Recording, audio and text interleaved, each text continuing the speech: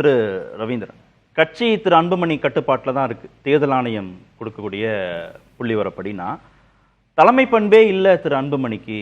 நிர்வாகிகள்கிட்ட அனுசரணையாக பேச தெரியல, மேடை நாகரிகம் தெரியல, சபை நாகரிகம் தெரியலன்னா திரு ராமதாஸ் விமர்சிக்கிறார். என்ன இதுல எதிர்காலம் என்ன? பாமகவுடைய எதிர்காலம் என்ன? அன்புமணியுடைய எதிர்காலம் என்ன? கட்சி 90% நிர்வாகிகள் ஃபியூச்சர் அன்புமணி தான் நிற்கிறாங்க. இப்போ அதில் சந்தேகம் இல்லை, நிர்வாகிகள் அன்புமணி கூட தான் நிற்கிறாப்புல. ஏன்னா இவர்கிட்ட என்ன ப்ராக்சிமிட்டி வந்துட முடியும், நாளைக்கு இவர் யாருக்கு என்ன டெலிவர் பண்ணிட முடியும், அதுதான் இதில் மெட்டீரியல் பொலிட்டிக்ஸில் அதுதான் நிலவரம். ஆனால் அவர் தான் வன்னியர் சமூகத்தின் அடையாளம். அந்த இடத்துக்குள்ள ஓட்டர்ஸ் கேடர்ஸ் எங்கே நிற்பாங்கங்கிறது தெரியாமல் அன்புமணிக்காக மட்டும் யாரும் அந்த கூட்டணி பேரத்தில் சீட்டை கொடுத்துட போகிறதில்ல. அப்படி கொடுத்தா கூட ஒரு ஏற்கனவே பாமக கொடுக்கறதுல பாதி அளவுக்கு தான் கொடுப்பாங்க. அப்படி ஒரு சூழ்நிலை வந்ததுன்னா அதுவும் பாமகவுக்கு ஒரு பின்னடைவு தான்.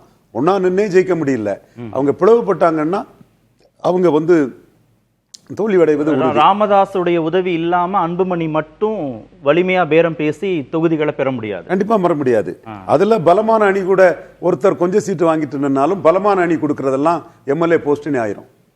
அந்த சூழ்நிலையும் இருக்கும். அப்படி ஆனாலும் கூட அதுக்கு பிறகு பெஞ்சி தான் தட்ட முடியும், ஒரு ஃபோல்ஸா நிற்க முடியாது. 10-11 அத்தோட இதுவும் ஒண்ணுங்கிற ஒரு சூழ்நிலைக்கு ஆயிரும். அவங்க ரெண்டு பேரும் சேர்ந்து நின்னாதான் ஒரு ஃபோல்ஸா நின்று பார்கெயின் பண்ண முடியும். காரணம் மூப்பனார் 20 எம்பி வச்சிருந்தாரு. இன்னைக்கு அவருக்கு கட்சி ஈரோடு கிழக்கில் கண்டஸ் கூட பண்ண முடியாம 1% கீழே போயிட்டு, கேப்டன் விஜயகாந்த் எதிர்கட்சி தலைவராக இருந்தார். ஏதோ கொஞ்சம் வெளிச்சம் 2.6% இப்போ அவங்க இருக்கிறாங்க. அண்ணன் வைகோ 8% வாக்கெடுத்தவர் 1% லெவலில் இருக்கிறாரு.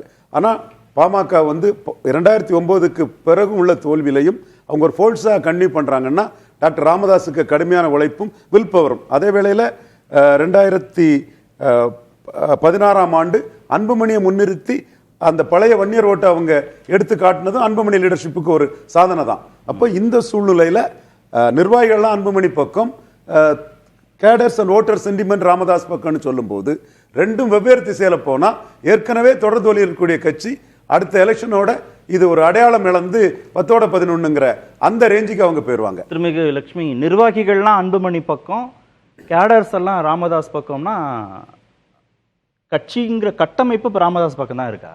நிர்வாகிகள்ங்கிறவங்க இல்ல பார்ட்டி லீகலா அன்புமணி பக்கம் இருந்தாலும் அன்புமணியினுடைய, நான் ஏற்கனவே அதை தான் சொன்னேன், அன்புமணிக்கான அந்த பொலிட்டிக்கல் ஸ்பேஸை இன்னைக்கு இந்த பிரஸ் கான்ஃபரன்ஸ் மூலமா கம்ப்ளீட்டா வாஷ் அவுட் பண்ணிட்டார்.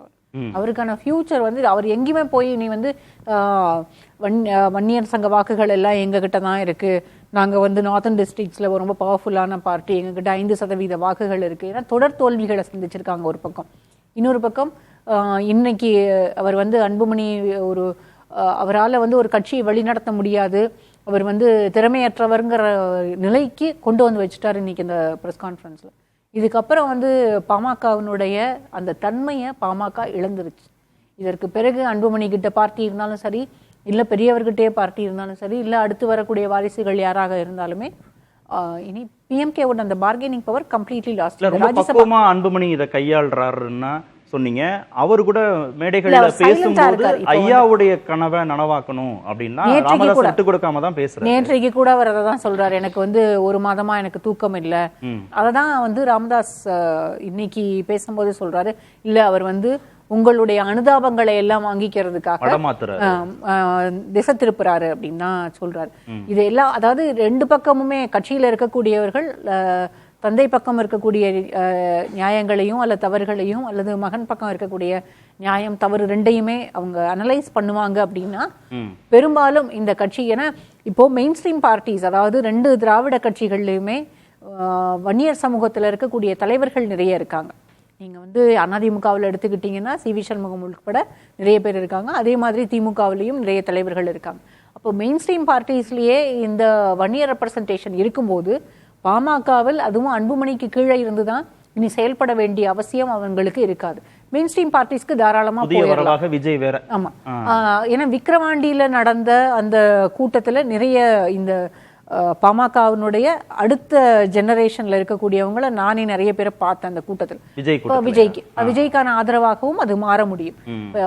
இது ஸ்பிளிட்டாக தான் செய்யுமே தவிர அந்த ஸ்ட்ரென்த், அந்த தன்மையை பாமக இழந்துருச்சு. திரு ரமேஷ், பாமகவுடைய அன்புமணியுடைய எதிர்காலம் இல்லை, இதில் ஒரு 2 விஷயம் நினைவுக்கு வந்து சொல்லணும்.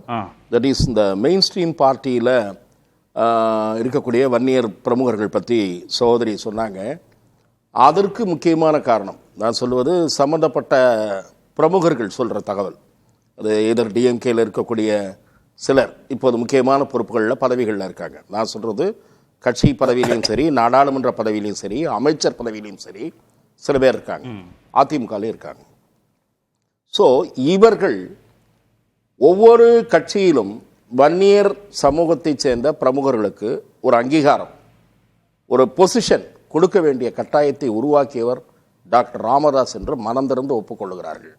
ராமதாஸ் இந்த ஜாதி ரீதியான அரசியலை முன்னெடுக்காவிட்டால் இந்த நிர்பந்தம் தங்களுக்கு தங்கள் கட்சிக்கு நேரிட்டிருக்காது, தங்களுக்கு இந்த முக்கியத்துவம் கிடைக்காது என்று பார்க்கப்படுகிறது. அந்த இதை உருவாக்கியிருக்காரு. அதனுடைய நீட்சியாக இப்போது இந்த அன்புமணி விஷயத்தை கிளப் பண்ணும்போது அன்புமணியினுடைய சிக்னிஃபிகன்ட் பெற முடியுமான்றது தான் நான் சொன்ன அதை சகோதரி ஒப்புக்கொள்ளுகிறார். என்னன்னா இனி பின்னடைவு தான், பார்கெனிங் பவர். இதில் இன்னொரு முக்கியமான உரசலை அந்த சமூக பிரிவினருக்கு அவர்களுக்கு உரைக்கிற மாதிரி ஒரு விஷயத்தை டாக்டர் ராமதாஸ் என்ன பண்ணியிருக்காருன்னா, இந்த வன்னியர் சங்கத்தை கட்டமைத்ததில் முக்கிய பங்கு வகித்தவர்கள் 3 பேர் டாக்டர் ராமதாஸுக்கு உறுதுணையாக இருந்தவர்கள். 2 பேர் சகோதரர்கள், பூத்தா இளங்கோவன், பூத்தா அருள்மொழி, இன்னொன்று மறைந்த குரு அவர்கள். ஸோ குருவனுடைய வளர்ச்சி அல்லது குருவனுடைய முக்கியத்துவம் குறைவதற்கும் அன்புமணி தான் காரணம் என்பதை போல இன்றைக்கு டாக்டர் ராமதாஸ் கூறியிருக்கிறார். ஆக இதெல்லாம் ஒரு ஸ்பார்க் மாதிரி போகும். ஸோ அவரை வந்து எக்ஸ்போஸ் பண்ணுவதை போலத்தான் கடந்த வாரத்தில் திரு குருவுடைய குடும்ப உறுப்பினர்கள் திரு ராமதாஸ் மீதும் விமர்சனம் வைத்தார்கள். ஆனால் அந்த சூழலுக்கெல்லாம் காரணம் இவர்தான் என்பதை போல இன்றைக்கு பழைய தூக்கி போட்டிருக்கிறார். நான் சொல்வது ராமதாஸ் அவர்களுக்கும் குரு குடும்பத்தினருக்கும் குரு மறைந்த பிறகு ஏற்பட்ட கருத்து வேறுபாடு என்பது ஏற்கனவே இருந்தது. அதை நான் மறைக்கவில்லை, மறுக்கவில்லை. இப்படி புரிஞ்சுக்கலாமா? மீண்டும் மன்னியர் போலரைசேஷனை ராமதாஸ் பண்ணிட முடியும்ன்றீங்க? இல்ல, அவரை தவிர்த்து விட்டு இவருக்கு முக்கியத்துவம் கிடைக்காது என்கிறேன். அதுலதான் நான் திரு ரவீந்திரன் அவர்களோடு உடன்படுகிறேன்.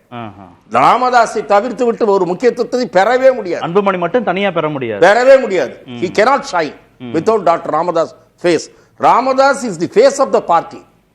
ஆகவே இது பிளவை நோக்கி நகருமானால் பாமக இருக்கிற செல்வாக்கை மேலும் இழக்கும். ஏற்கனவே மாற்ற முன்னேற்றம் அன்புமணின்னு போட்டு அது எடுபடல. அதுதான் அவருக்கு இன்னொரு காரணமும் கூட. அதிமுகவினுடைய உறவு அவசியம் என்று அவர் தீர்மானித்ததற்கு அதுவும் ஒரு காரணம். இன்னைக்கு இதெல்லாம் சொல்லியிருக்காரு, நேச்சுரல் அலையன்ஸ் எல்லாம் சில நண்பர்கள் சொல்றாங்க. ஆகவே எதற்காக சொல்றேன்னா, அவர் face of the party. He may be old, he may be weak, but still he holds respect among the community. அதை அவர் தொடர்ந்து பயன்படுத்திக் கொண்டிருக்கிறார்.